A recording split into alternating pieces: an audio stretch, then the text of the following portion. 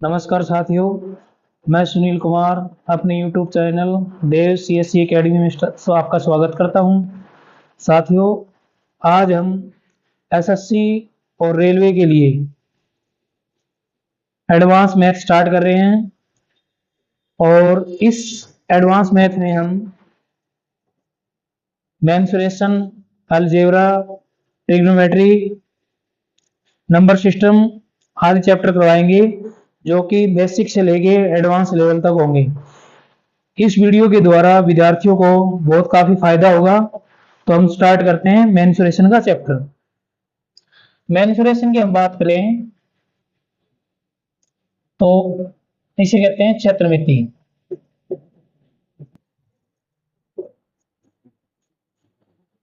क्षेत्रमिति के अंदर हम 2D और 3D के बारे में पढ़ते हैं। 2D के अंदर हमारे पास क्षेत्रफल और परिमाप आता है। इसमें पढ़ेंगे हम क्षेत्रफल और परिमाप के बारे में। तो आज हम पढ़ेंगे 2D आकृतियों के बारे में।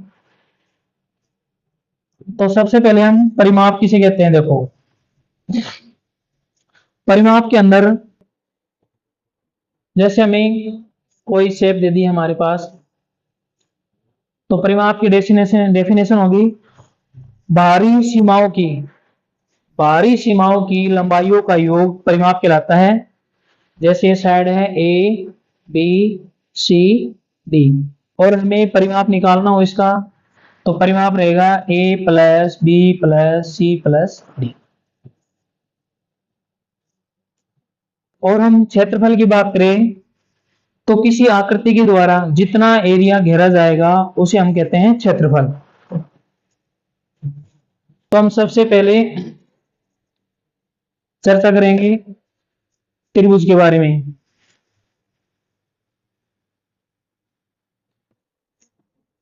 त्रिभुज ले लेते हैं ABC और इनकी साइड है अलग अलग।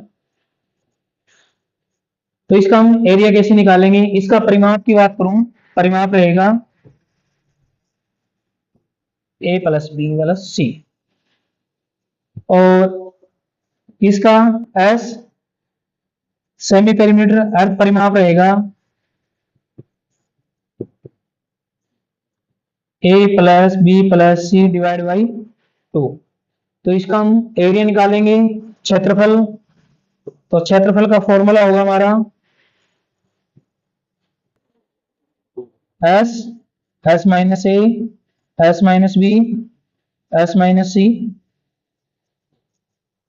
इसको हम एक दूसरे तरीके से निकाल सकते हैं। अगर यहां दे रखा हो थीटा, अगर यहां थीटा दे रखा हो तो क्षेत्रफल का हमारा फॉर्मूला रह जाएगा 1/2 BC साइन थीटा। जो दो भुजाएं दे रखी हो उसका बीच का अगर हमें एंगल दे रखा है तो हम ये फॉर्मूला लगा सकते हैं 1/2 BC। दो भुजाएं लेंगे और उनके बीच का एंगल लेंगे। या फिर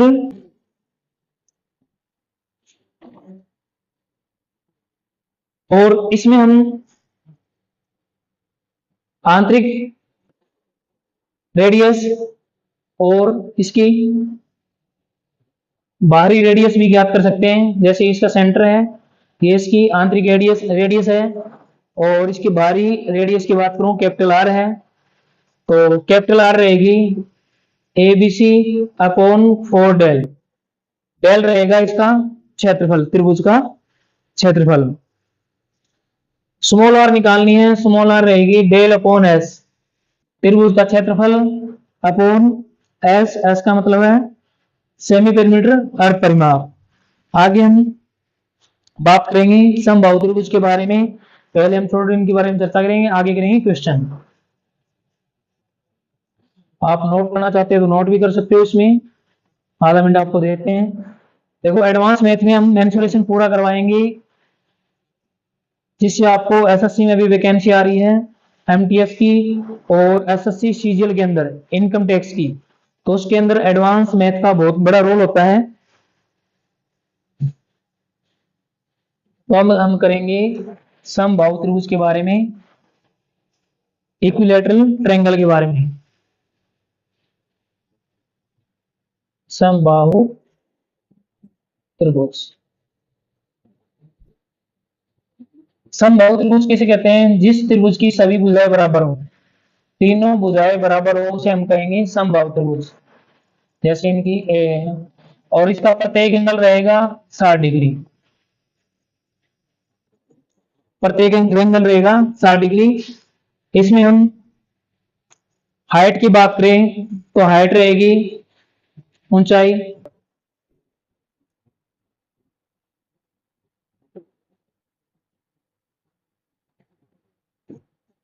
तीन रूट इंटू भुजा डिवाइड बाई 2 रहेगा। और इसका क्षेत्रफल निकालेंगे,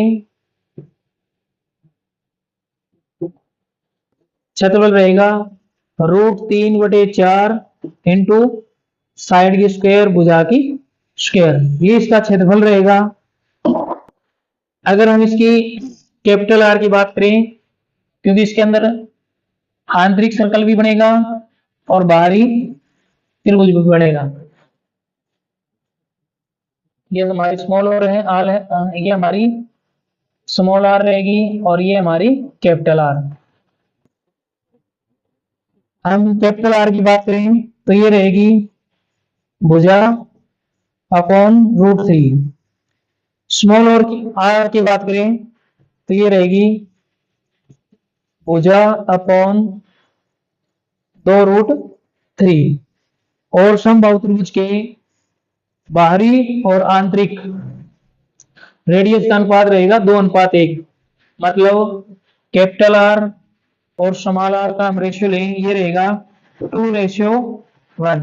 इस पे डायरेक्ट क्वेश्चन आएंगे तो ये फॉर्मूले हमें याद होने चाहिए। तो पहले थोड़ी इसके बारे में जो बेसिक बात है वो याद करेंगे, फिर हम करेंगे क्वेश्चन। तो नोट करना चाहो आप नोट कर सकते हो यहाँ तक, इसके आगे हम करेंगे। अब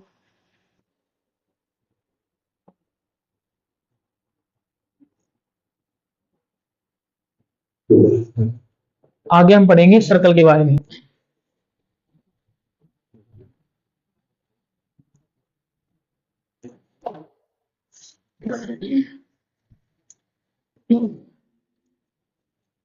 पहले हम राइट एंगल के बारे में भी देख लेते हैं।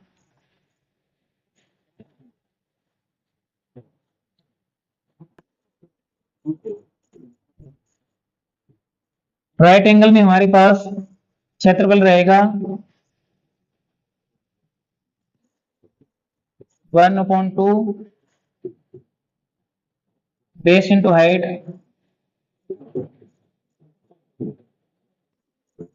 मतलब आधार इंटू ऊंचाई। या फिर इसमें एक और बताते हैं, अगर यहां से इस पे परपेंडिकुलर डाल दिया जाए तो बीडी की लंबाई क्या होगी? एडी गुणा डीसी। ये भी आपको नोट करना पड़ेगा साथ में। अब करेंगे हम सर्कल। आज करेंगे बेसिक बेसिक बातें, फिर करेंगे इसमें क्वेश्चन। सर्कल, हम सर्कल वर्क की बात करते हैं। ये इसका सेंटर है, सेंटर को हम कहीं भी परिधि से मिलाएंगे, इसकी रहेगी रेडियस। अब इसकी परिधि की बात करें, परिधि रहेगी 2πr और यहाँ पाई का मान रहेगा हमारे पास 22/7 या हम लिख सकते हैं 3.14। क्षेत्रफल की बात करें, इसके एरिया की बात करें तो क्षेत्रफल रहेगा πr की स्क्वायर। अब सर्कल के अंदर कुछ सेक्टर वगैरह के भी फॉर्मूले होते हैं, वो भी हमें लिखने पड़ेंगे यहाँ।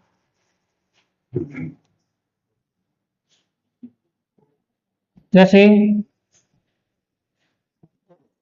ये सेंटर है, ये दो रेडियस है, यह हमें थीटा दे रखा है और इसका एरिया निकालना हो ए बी ओ का, इसे कहते हैं सेक्टर।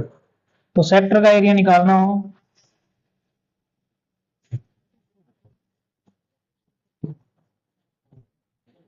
तो हमारा फॉर्मूला रहेगा पाई आर की स्क्वायर। अब देखो पहले ये पूरा 360 था, अब थीटा दे रखा, यहाँ करेंगे थीटा भाग में 360। और हमें अगर यहाँ निकालनी हो चाप ए बी की लंबाई निकालनी हो, आर्क ए बी की लंबाई निकालनी हो,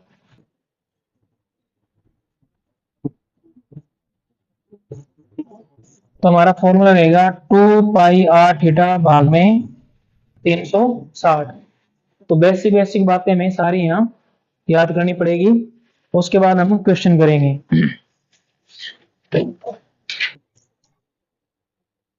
तो नोट कर लो यहाँ तक, आगे फिर थोड़ी बेसिक बेसिक बातें और याद करेंगे, फिर हम करेंगे क्वेश्चन। बता देता हूँ।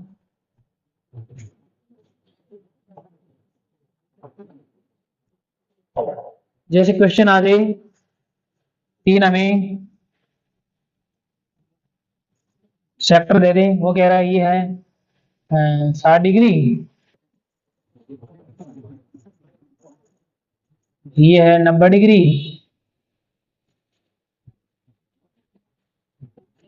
और ये है 30 डिग्री।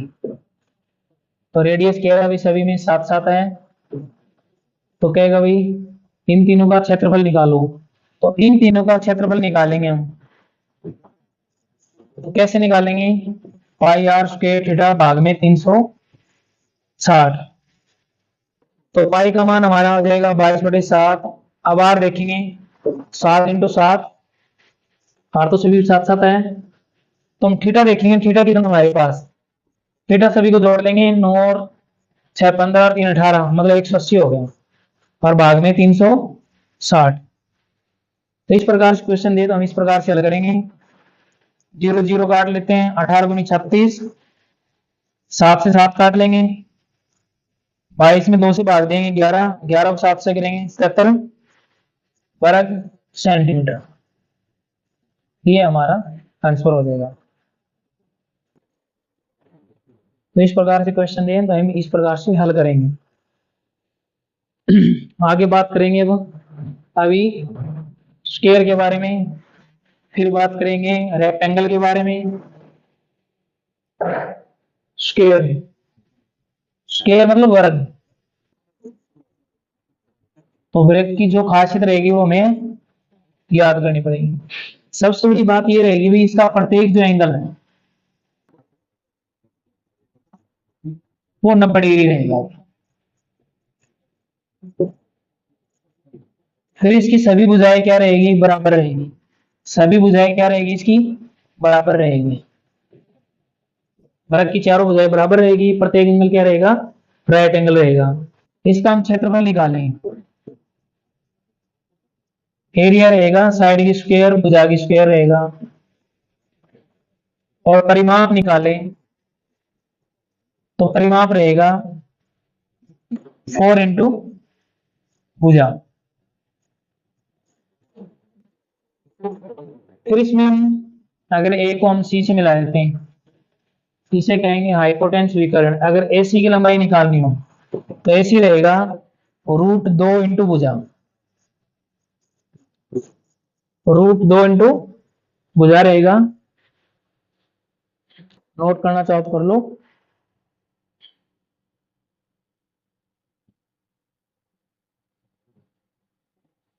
फिर हम करें इसकी, अगर अंदर इसकी सर्कल बना देते हैं, हम एक बार सर्कल बना देते हैं इसकी,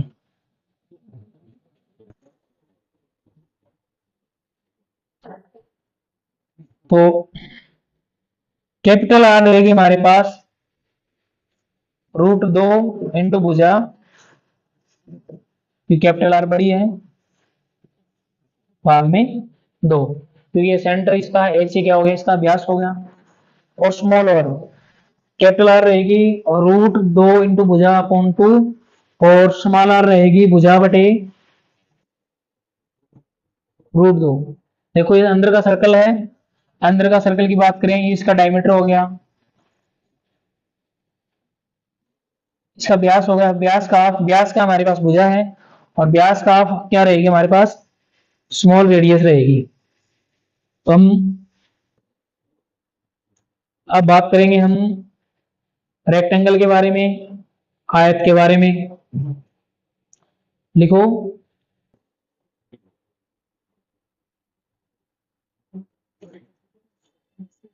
फिर हम करेंगे कुछ क्वेश्चन।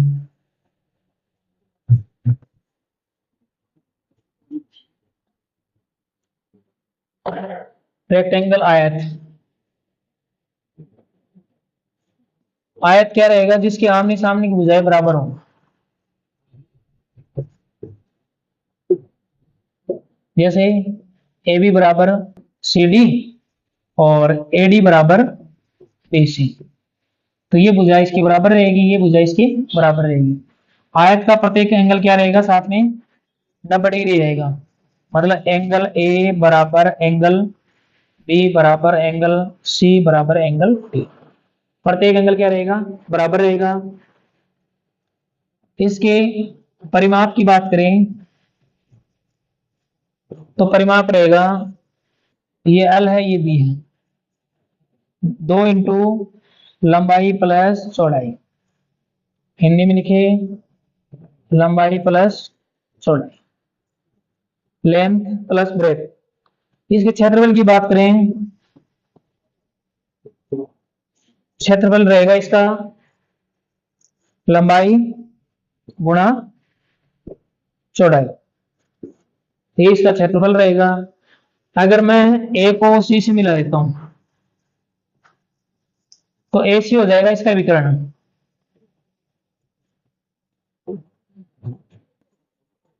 और विकर्ण हम निकालें ए सी, तो विकर्ण हमारे पास आएगा रूट के अंदर L square plus B square. क्यों? ए बी सी हमारा बन गया राइट एंगल, और राइट एंगल में ये रहेगी हाइपोटेन्स। हाइपोटेन्स रहेगी हमारे पास base into base plus height का स्क्वायर।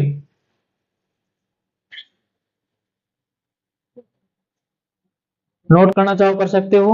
अब आगे करेंगे हम एग्जाम्पल।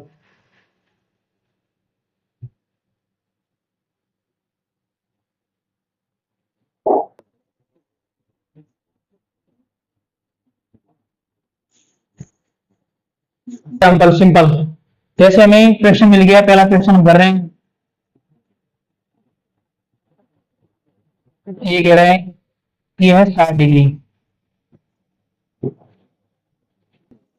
ये है 10 20 और ये है 15। हमें निकालना है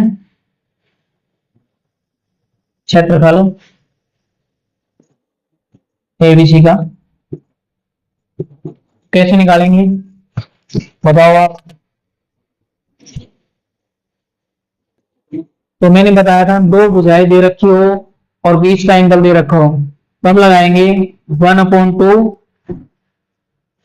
ए बी ए सी गुणा साइन थीटा। अब हमें ट्रिग्नोमेट्री में कुछ साइन थीटा कोस थीटा का मान भी याद होना चाहिए। बताता हूं 1/2 ए बी हमें 20 दे रखी है, ए सी 15 है और साइन 60। साइन 60 का मान रहेगा √3/2। तो 2 और 2 मल्टीप्लाई करेंगे 4, 4 से हम काटेंगे 20 को, तो हमारे पास आ जाएगा 5। 15 को 5 से मल्टीप्लाई करेंगे 15 75√3, ये हमारा इसका एरिया आ जाएगा। तो किसी प्रकार से क्वेश्चन भी घुमा फिरा के, तो हमें अगर बेसिक रूल पता है तो हम एग्जाम्पल कर सकते हैं, वरना नहीं। फिर इस पे नेक्स्ट फिर आगे करते हैं। अभी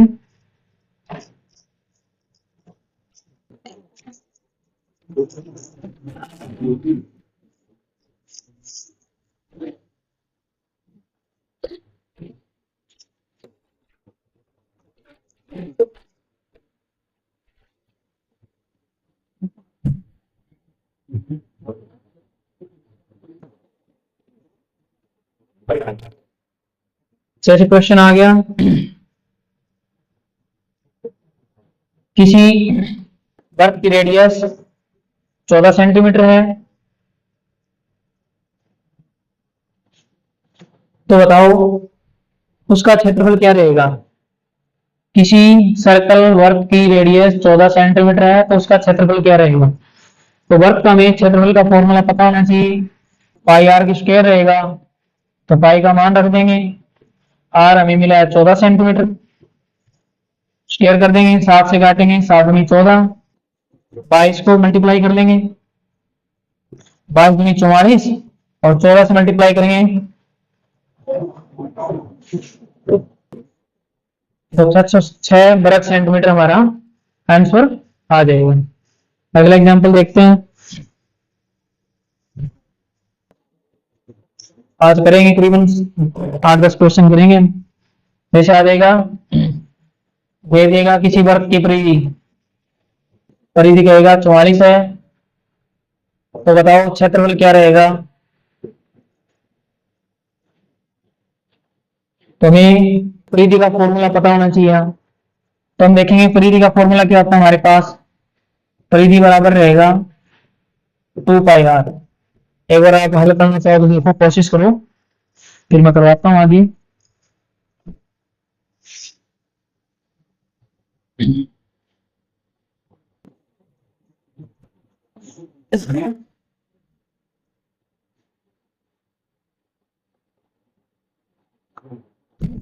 मैथ ऐसा चैप्टर है जो कि हमें रटने की जरूरत नहीं है।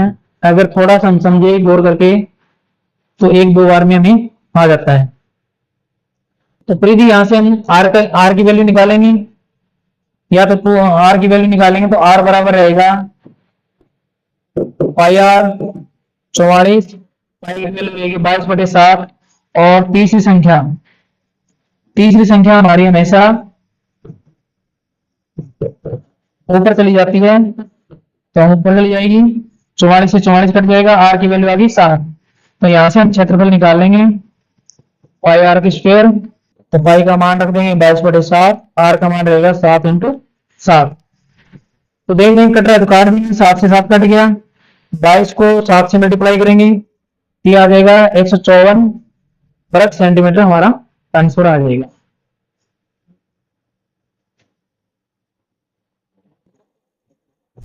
अगला एग्जांपल देखो। जैसे क्वेश्चन आ जाएगा, एक वर्ग की भुजा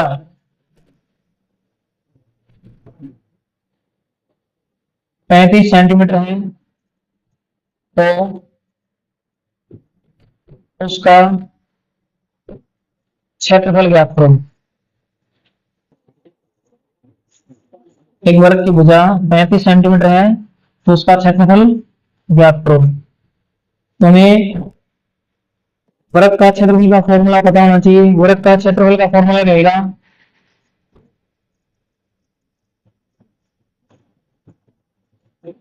साइड की स्क्वायर भुजा की स्क्वायर। तो भुजा इसने डायरेक्ट दे रखी है 35 की स्क्वायर, मतलब 35 × 35। अब हमें यहाँ स्क्वायर और क्यूब आनी चाहिए भाई।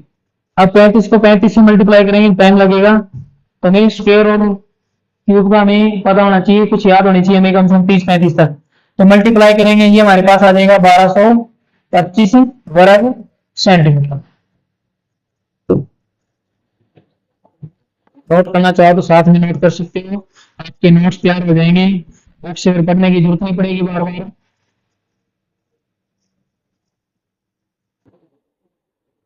अगला एग्जांपल करते हैं।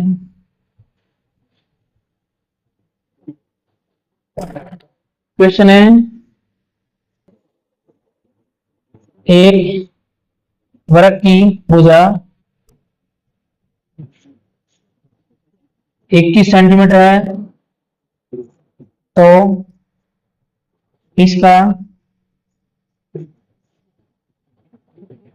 विकर्ण क्या होगा।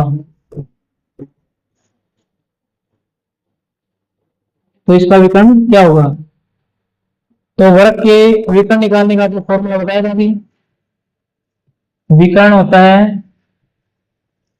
√2 × भुजा।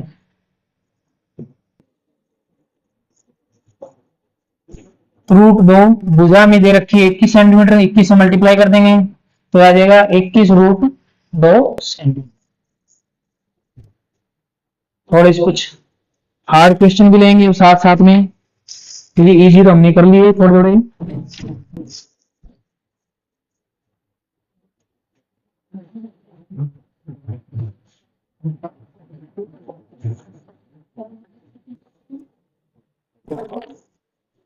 नेक्स्ट क्वेश्चन आ जाएगा।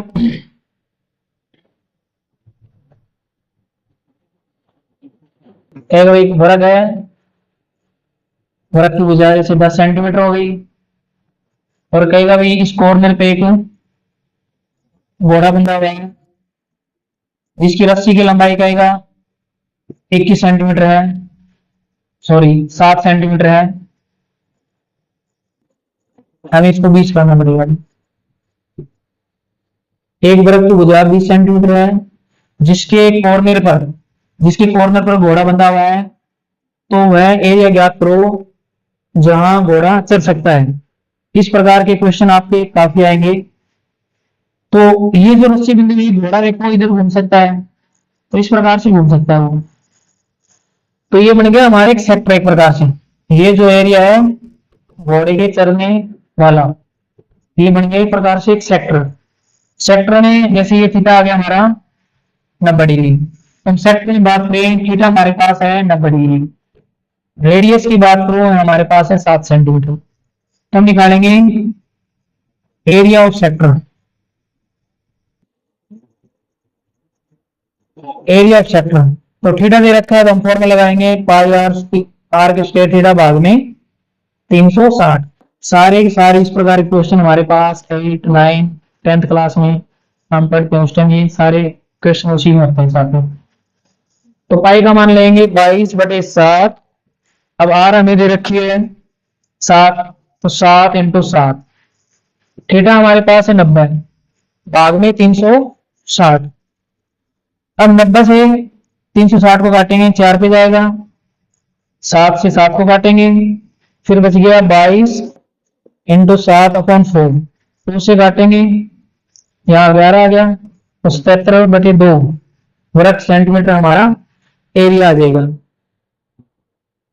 कई बार ये भी पूछ सकता है भी घोड़े के नहीं चढ़ सकने वाले भाग का क्षेत्रफल बताओ।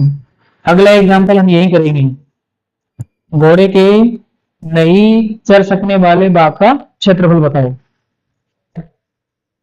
नोट करना चाहो तो नोट कर सकते हो, फिर अगला एग्जांपल करते हैं फास्टली अभी।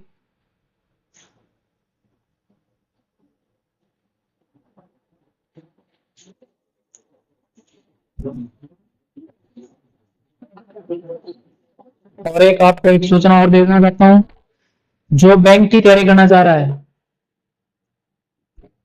उसके लिए 20 क्लास तो रहेगी रीजनिंग की और 20 क्लास रहेगी मैथ की। इन 40 क्लास के द्वारा आप मैथ रीजनिंग में पास हो सकते हो। ये मैं को वैसे नहीं कह रहा हूं क्योंकि मैंने खुद IBPS बैंक पीओ और बैंक क्लर्क 2 टाइम क्वालिफाइड किया है सिर्फ 20 क्लास में, क्योंकि रीजनिंग में हमें कट ऑफ में आना होता है। टोटल 100 नंबर का एग्जाम होता है, तो वहां 50 से हमें 60 नंबर लेने होते हैं, नहीं हमें 100 में 100। रीजनिंग में जैसे 20 ले आओ, मैथ में 20 ले आओ, बाकी बचेगा इंग्लिश और जीके, वहां हम इतने नंबर लेके आ सकते हैं। तो जो भी बैंक की तैयारी करना चाहता है तो मैथ और रीजनिंग यहाँ से फ्री ऑफ कॉस्ट आप कर सकते हो। साथ साथ में उसकी क्लास भी जल्दी स्टार्ट करेंगे। अगला एग्जांपल देखो, क्वेश्चन आ जाएगा जैसे वो कहेगा भी किसी वर्ग की भुजा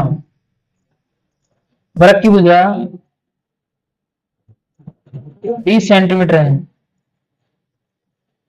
और उसके कॉर्नर पर एक घोड़ा बंधा हुआ है जिसकी रस्सी की लंबाई 5 सेंटीमीटर है, जिसकी रस्सी की लंबाई 5 सेंटीमीटर है। तो बताओ घोड़े के नहीं चढ़ सकने वाले भाग का क्षेत्रफल क्या होगा जहां घोड़ा चढ़ नहीं सकता, उस एरिया का क्षेत्रफल क्या रहेगा। तो इस राशि के द्वारा जो घोड़ा है वो इतना ही चढ़ सकता है, मतलब एक प्रकार से सेक्टर में घूम सकता है। तो हमें निकालना है ये जो बाकी एरिया बच गया, इस एरिया का क्षेत्रफल क्या रहेगा। आप कोशिश करो, निकालना चाहो तो निकालो जल्दी से। देखते हैं, ये बता देता हूँ, ये सेक्टर बन रहा है, थीटा का मान हमारे पास खुद रहेगा ना बड़ी ली, रेडियस आ गई 5 सेंटीमीटर। निकालो आप, देखते हैं। अब हमारी YouTube पे लगातार क्लास आती रहेगी, एक दिन में, 2 दिन में, एक दिन में, 2 दिन में, एडवांस मैथ की, जहां से आप एडवांस मैथ घर बैठे फ्री ऑफ कॉस्ट सीख सकते हो। अगर ऑफलाइन क्लास लेना चाहते हो आप, तो हमारे सेंटर में भी विजिट कर सकते हो, देव सीसी अकेडमी लोहारू में।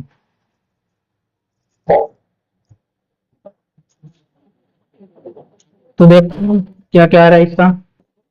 तो हम क्या करेंगे, नहीं चल सकने वाले भाग का क्षेत्रफल कैसे निकालेंगे। पहले तो हम निकालेंगे वर्ग का। वर्ग में से अगर हम ये एरिया घटा देंगे तो इस एरिया का क्षेत्रफल आ जाएगा। तो हम लिखेंगे चरने वाले, नहीं चरने वाले भाग का क्षेत्रफल, नहीं चरने वाले भाग का क्षेत्रफल कैसे निकालेंगे। पहले करेंगे वर्ग का क्षेत्रफल और माइनस सेक्टर का क्षेत्रफल।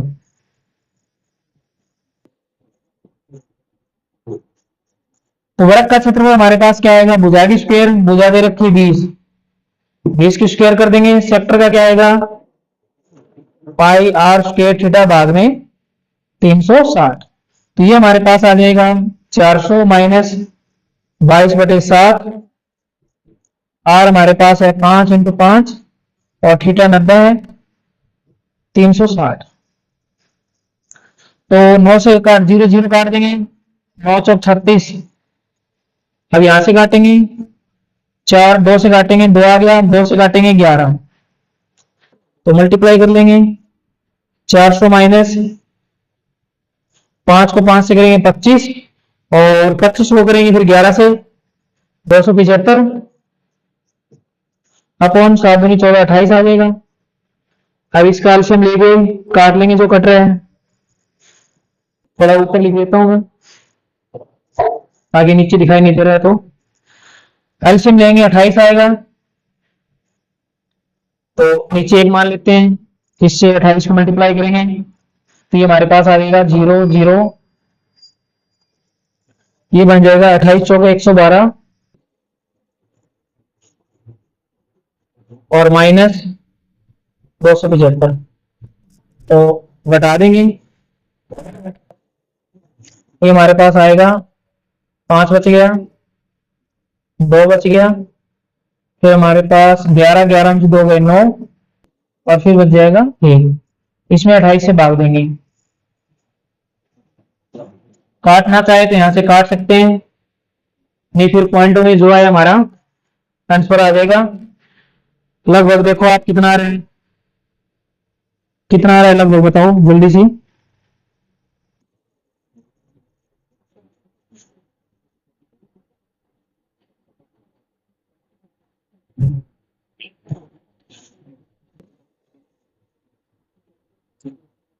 काटना चाहे तो काट सकते हैं, नहीं जा रहा तो भाग छोड़ देंगे, ये हमारा आंसर हो जाएगा। तो आज हम इतना ही करेंगे, अगली क्लास कल करेंगे और उसमें कुछ एडवांस लेवल के क्वेश्चन करेंगे साथ में, जो कि एग्जाम में आने लायक है, और कुछ वो क्वेश्चन करेंगे जो अभी 2021 22 23 24 में रेलवे एसएससी में आए हुए हैं।